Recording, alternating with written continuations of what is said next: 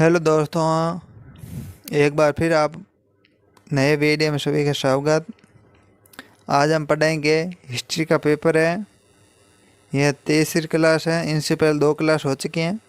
वर्धमान महावीर खुला विश्वविद्यालय कोटा एग्ज़ाम है। BA second year examination 2026।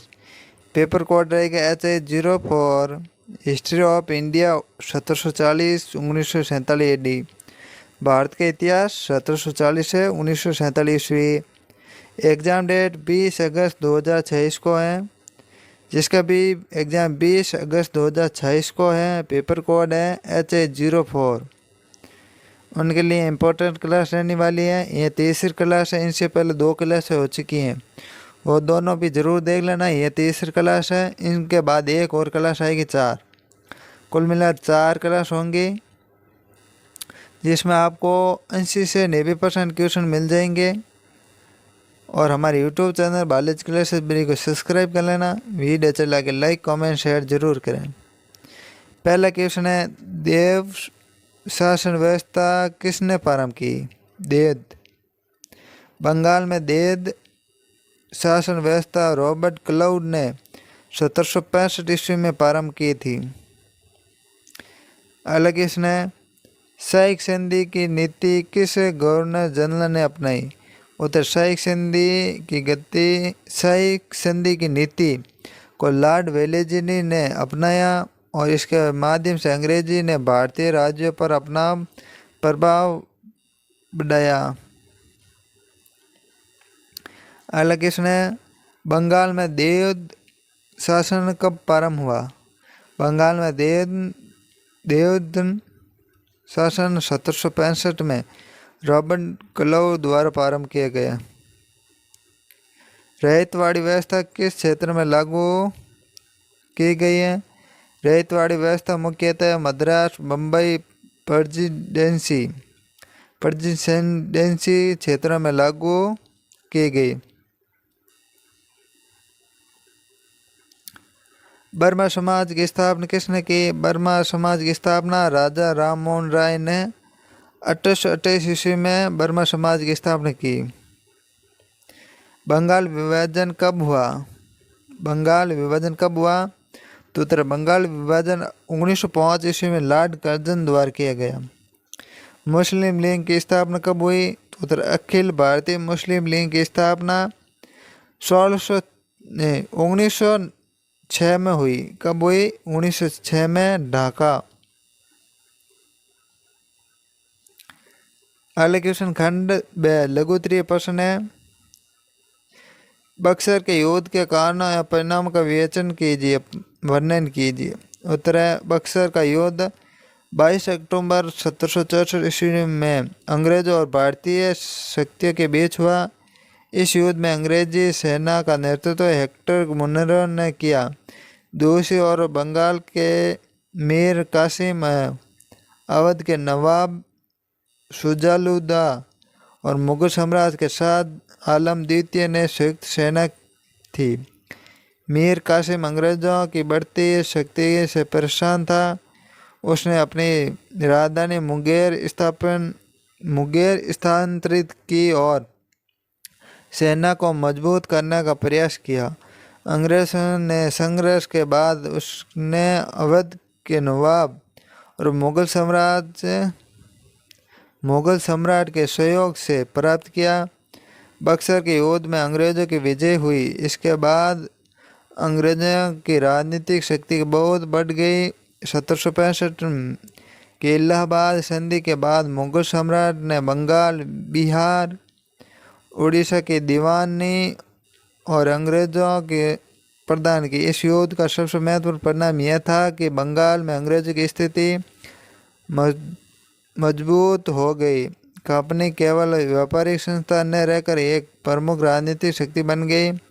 Buxar की विजय ने भारतीय ब्रिटिश साम्राज्य की नींव को मजबूत किया।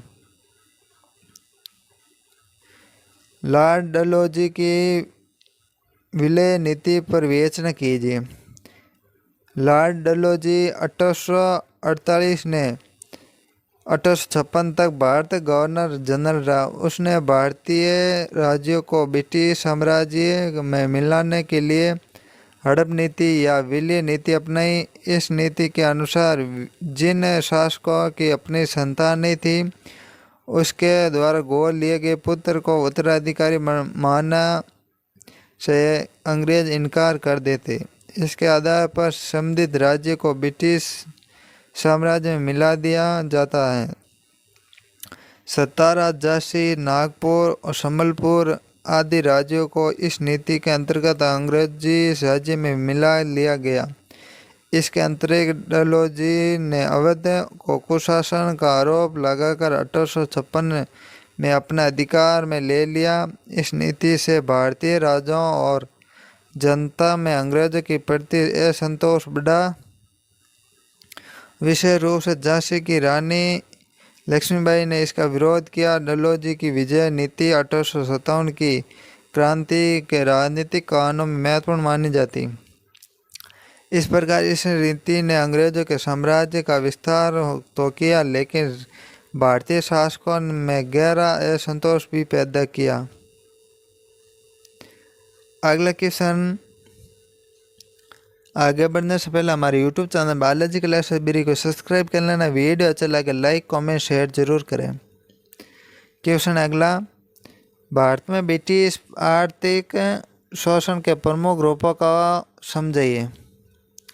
तो उत्तर। ब्रिटिश शासन के दौरान भारत की आर्थिक व्यवस्था में व्यापक परिवर्तन हुए। अंग्रेज की आर्थिक नीति का मुख्य उद्देश्य ब्रिटेन के औद्योगिक और व्यापारिक हितों को लाभ पहुंचाना था।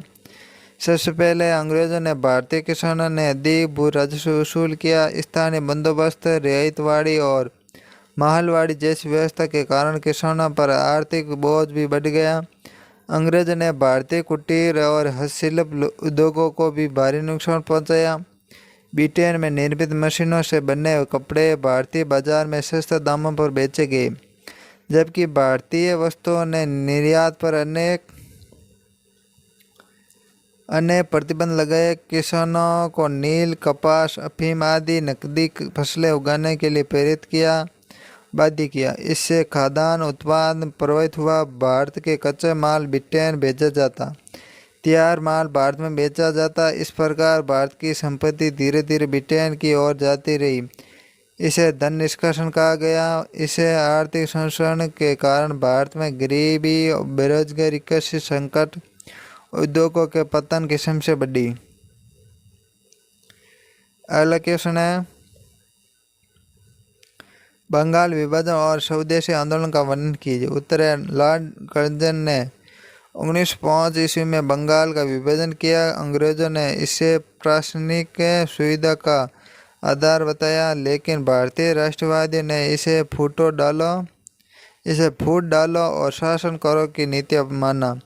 बंगाल विभाजन के विरोध व्यापक आंदोलन शुरू किया, जिसे स्वदेशी आंदोलन कहा गया। लोगों ने विदेशी वस्तुओं का बहिष्कार किया, स्वदेशी वस्तुओं को अपनाने का ऐलान किया। विद्यार्थियों, महिलाओं, व्यापारियों को शिक्षित वर्ग ने आंदोलन में सक्रिय भाग लिया। विदेशी कपड़ों की होली जलाई गई। स्वदेशी उद्योगों को प्रोत्साहन किया। रविंद्रनाथ ठाकुर, सुरेंद्रनाथ बनर्जी और रविंद्र घोष जैसे नेताओं ने आंदोलन को मजबूत किया। स्वदेशी आंदोलन का प्रभाव केवल बंगाल तक सीमित नहीं रहा। इसने भारतीय में आत्मनिर्भरता, राष्ट्रीय एकता और देशभक्ति की भावना को मजबूत किया थे। अंग्रेज सरकार ने 1911 ईस्वी में बंगाल विभाजन रद्द कर दिया। इस आंदोलन ने भारतीय स्वतंत्रता संघर्ष को एक नई दिशा प्रदान की। क्वेश्चन रहेगा अगला। भारतीय राष्ट्रीय कांग्रेस की स्थापना के उद्देश्य पर प्रकाश डालिए। उत्तर। भारतीय राष्ट्रीय कांग्रेस की स्थापना 1885 ईस्वी में हुई। इसके प्रथम अधिवेशन की अध्यक्षता W.C. बनर्जी ने की। S.O. ह्यूम ने कांग्रेस के गठन में महत्वपूर्ण भूमिका निभाई। कांग्रेस के पारंपरिक उद्देश्यों में भारतीयों को एक राजनीतिक मंच पर संगठित करना प्रमुख था।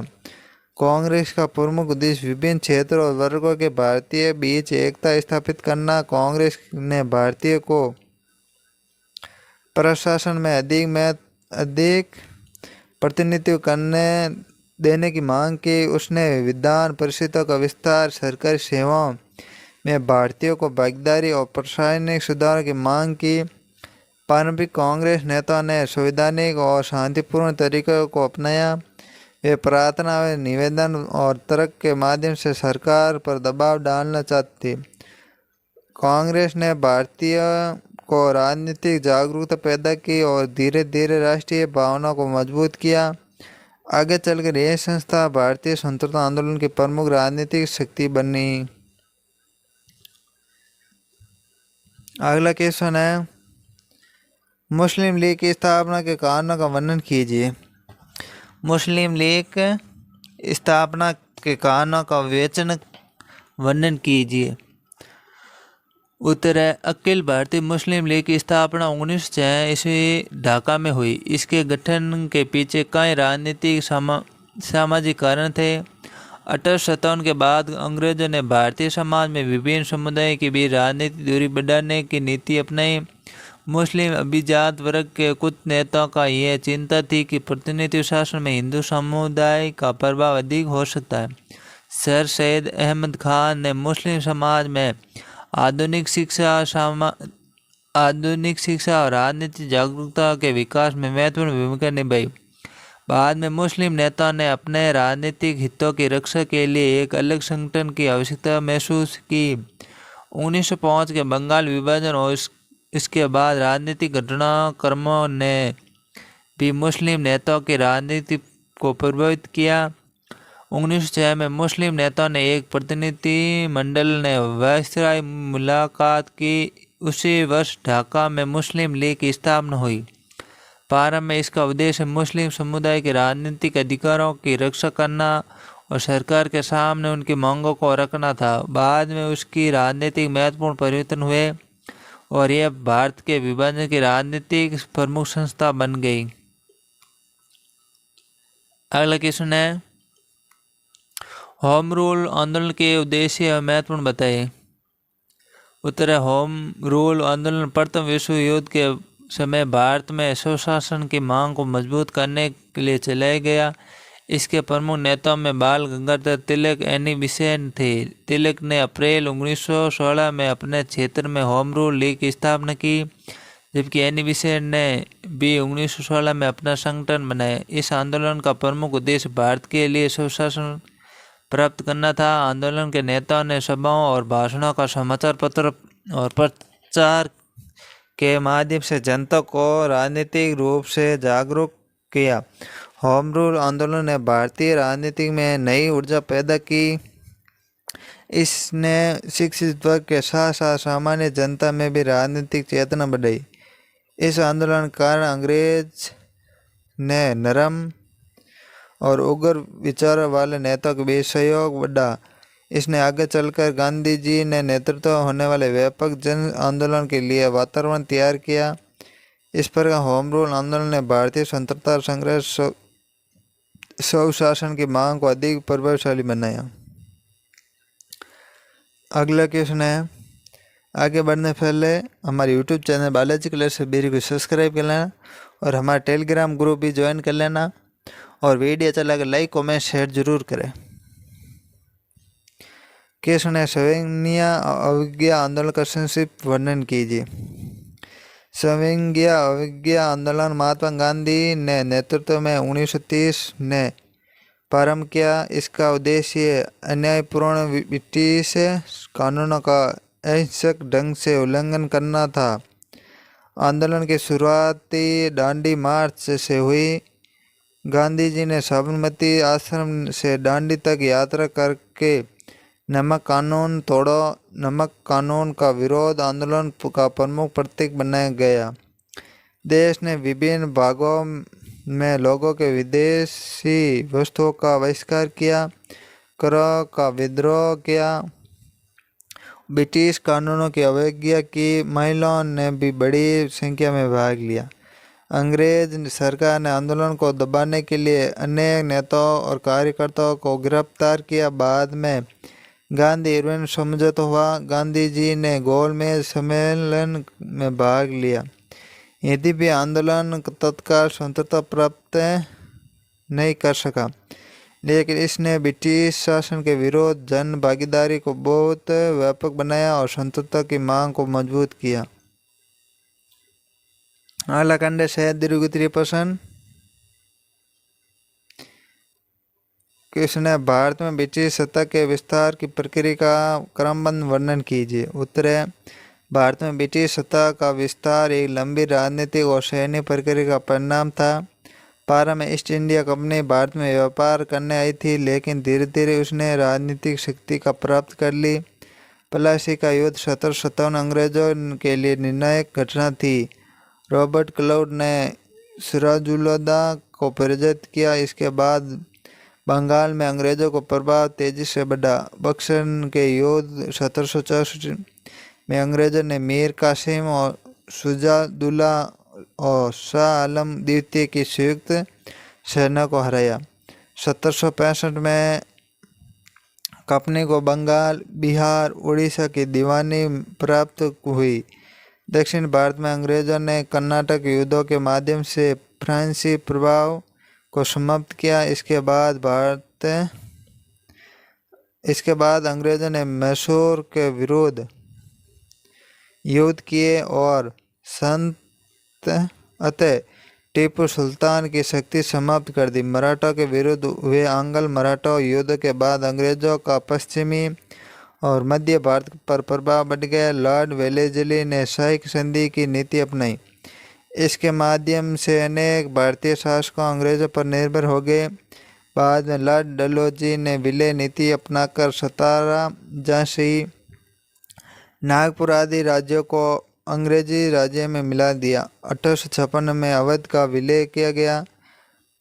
1857 की क्रांति के बाद 1858 में कंपनी का शासन समाप्त कर भारत सीधे ब्रिटिश क्राउन के अधीन कर दिया गया।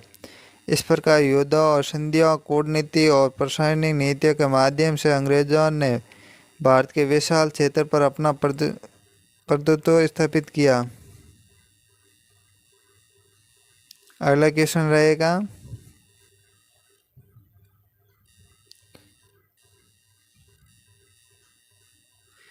भारतीय राष्ट्रीय कांग्रेस के उदय और प्रारंभिक कार्य का मूल्यांकन कीजिए। उत्तर है भारतीय राष्ट्रीय कांग्रेस की स्थापना 1825 ईस्वी में हुई। इसके गठन में एम.ओ.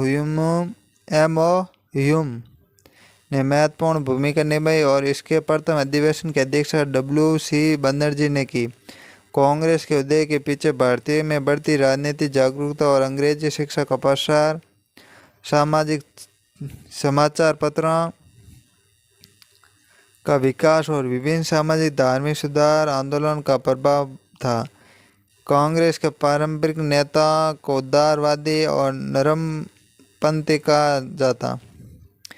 इनमें दादा भाई नौरोजी, सुरेंद्रनाथ बनर्जी और गोपाल कृष्ण गोखले और फिरोज शाह मेहता प्रमुख थे। पारंपरिक कांग्रेस नेताओं ने संवैधानिक तरीका से अपनी मांगें प्रस्तुत की। वे विद्वान परिषदों में भारतीयों की संख्या बढ़ाने, सरकारी नौकरियों में भारतीयों को अधिक अवसर देने और प्रशासनिक सुधारों की मांग करते थे। दादा भाई नौरोजी ने अंग्रेजी शासन द्वारा भारत से रत्न के बाहर जाने धन निष्कासन सिद्धांत के माध्यम से आलोचना की। अंग्रेजों ने देश के विभिन्न भागों नेताओं को एक राजनीतिक मंच पर लाया। इससे राष्ट्रीय एकता और राजनीतिक चेतना का विकास हुआ। हालांकि पारंपरिक कांग्रेस की गतिविधियां सीमित थी। वे तत्काल स्वतंत्रता की मांग नहीं रही थी। फिर भी उसने आगे राष्ट्रीय आंदोलन की मजबूत आधार भूमि तैयार की। इस प्रकार कांग्रेस का उदय भारतीय राष्ट्रवाद के इतिहास में एक महत्वपूर्ण मोड़ लाया था। अगला क्वेश्चन है असहयोग आंदोलन के कारणों और कार्यक्रम एवं परिणामों के विवेचन कीजिए। उत्तर महात्मा गांधी नेतृत्व 1920 में असहयोग आंदोलन का प्रारंभ हुआ। इसके पीछे कई राजनीतिक सामाजिक कारण थे। प्रथम विश्व युद्ध के बाद भारतीयों को अंग्रेजों के राजनीतिक सुधार की अपेक्षा की, लेकिन उनकी अपेक्षाएं पूरी नहीं हुई। रोल्ट एक्ट और जलियांवाला बाग हत्याकांड ने भारतीय जनता में गहरा आक्रोश पैदा किया। इस समय खिलाफत पसंद की महत्वपूर्ण था। गांधी जी ने अंग्रेजों के शासन के साथ सहयोग समाप्त करने का निर्णय लिया। आंदोलन के कार्यक्रम में सरकारी उपलब्धियों का त्याग, सरकारी शिक्षण संस्थानों और अदालतों का बहिष्कार, विदेशी वस्तुओं का बहिष्कार तथा स्वदेशी और खादी का प्रचार शामिल था। विद्यार्थियों, शिक्षकों और वकीलों, व्यापारियों और आम जनता के आंदोलन में भाग लिया। विदेशी कपड़ा का बहिष्कार व्यापक रूप से हुआ। आंदोलन ने भारतीय राजनीति का नया स्वरूप दिया। पहली बार इतने बड़े स्तर पर आम जनता स्वतंत्रता आंदोलन से जुड़ी, लेकिन चोरा चोरी की घटना में हिस्सा न होने के बाद गांधी जी ने 1982 में आंदोलन वापस ले लिया। चोरी घटना हिंसा होने के बाद गांधी जी ने 1922 में आंदोलन वापस ले लिया। आंदोलन तत्काल स्वतंत्रता प्राप्त करने में सफल नहीं हुआ, लेकिन इससे ब्रिटिश शासन की वैधता को चुनौती दी, जनता में राष्ट्रीय चेतना मजबूत किया। अगला क्वेश्चन रहेगा। इनसे पहले आप हमारे YouTube channel Balaji classes library को सब्सक्राइब कर लेना।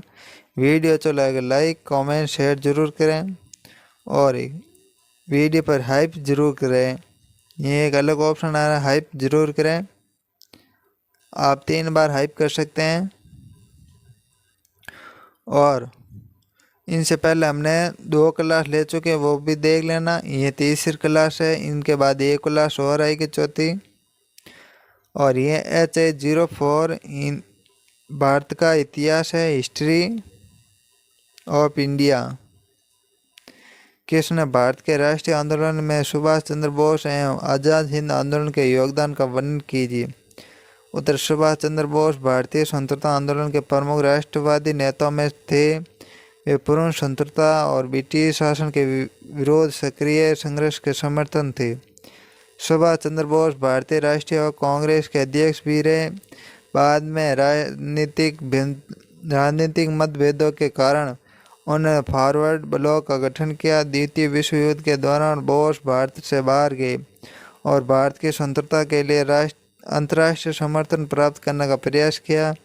उन्होंने दक्षिणी पूर्व एशिया में भारतीय सैनिकों और प्रवासी भारतीयों को संगठित किया।